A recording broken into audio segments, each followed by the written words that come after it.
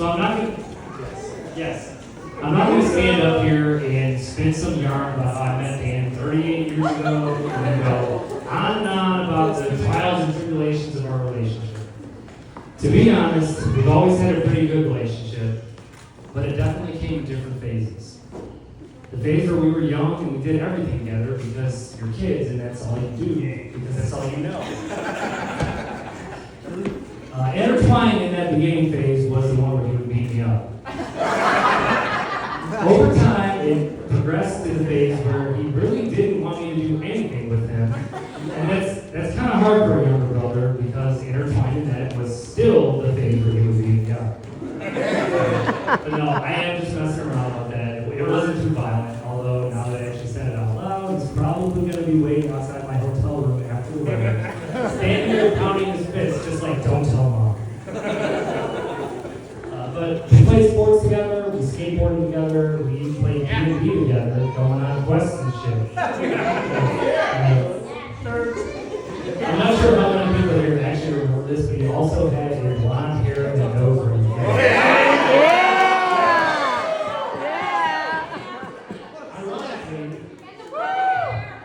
Ironically, after all that was the phase where he would beat other people up.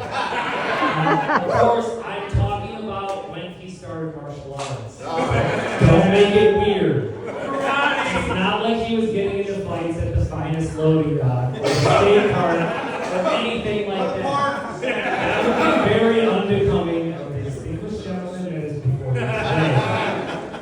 Now, at this point, you probably realize that the whole time I've been doing exactly what I said I wasn't going to do, which is talk about our relationship. But the joke's on you because I have the microphone and you have to listen.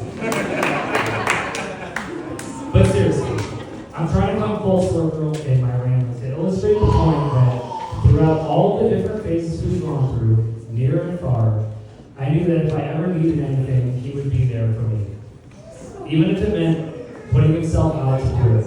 Now don't get me wrong, he'd probably be all stressed about it, but he'd still get done. He was there at the Lizard when we had to get back on a party bus for a buddy's birthday and I had just ordered a picture. No, he didn't slam the picture and walk. Instead, he just told me to go, tuck the entire picture under his shirt and walk out. He was there when I was learning to drive, and before I even had my temps, he had let me drive his car. I pulled out of a Taco Bell drive-thru and without even noticing, I was not only driving on the wrong side of the road, but I was doing it with 2 feet. And with the infinite words of wisdom that only an older brother can have, he just turned to me and said, "What the hell are you doing?" Hell yeah. Now, unsurprisingly, we were also together when, just out for a run one night, we were surrounded by a bunch of high school kids at the riot and I got sucker punched in the eye. He was there to make sure we both got out of that situation safely. Fortunately, it did not go any further than that. But it did put a damper on our plans for the night, and I'm pretty sure we just went back to our moms and made food or something like that. Side note, right after that was actually the first time I met my future father-in-law. So, good thing you only get a chance to make one first impression, and mine just so happened to be that I was a lover, clearly not a fighter, showing up with a black eye. But it's not all just fun and games. Dan was also there in the room waiting for me when I passed out at work and had to be doing the DDR, or checking up on me just to make sure I was doing okay since becoming a new parent. And always just being there with words of encouragement or support in regard to whatever new venture I was starting. But most of all, for allowing me to be the one large enough to work on all of his rental properties. Nevertheless, I need you guys to bear with me because I promise I am building something. Dan, and I have to look at you, otherwise it's weird. The phase that you are in now, or have been really since you got married, it's the one that you seem the most happy being in. You're calm, yet excited at the same time. You tell me how good you have it and how much she spoils you. How she's turned your house into an actual home. And how the two of you share jokes so she can actually make you laugh. But most importantly, you talk about a future with her. You act as if you're living in the now with Mary, which you should be, but you're doing it while not only planning, but fully embracing the future you guys have together. Now, of course, I don't know Mary as well as you do, but I do know that she makes you genuinely happy. However, the real litmus test here is how easily Jean took to her when they first met.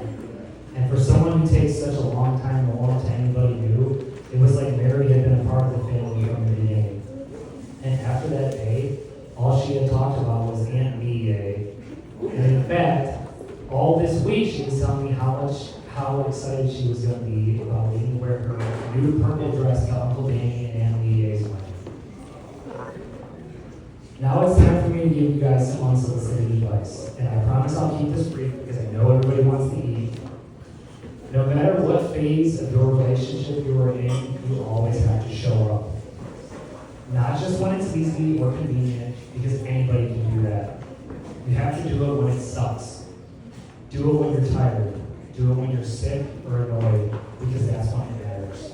Relationships are built on showing up, but they're maintained with communication.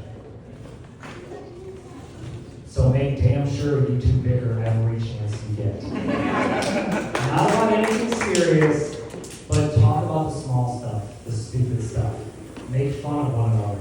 Those are the most organic interactions you can have together and become so effortlessly that those instances may end up leading to some of the best conversations you'll ever have together. And lastly, I'll tell you guys the same thing I told my wife in my wedding vows. You can't truly appreciate the good times without also going through the bad times. But the bad times are that much easier when you're going through them with someone you love. Dan, I watched you grow up not only as a brother, but also as a man. And I know you never hear this from me because I'm not really one to share my feelings. But I am proud of the man you become. And I think if Dad was sitting here at the table with us tonight, he would be pretty damn proud of himself. Mary, let me be the first to say welcome to the family, and I wish you two nothing but the best and a lifetime of happiness together.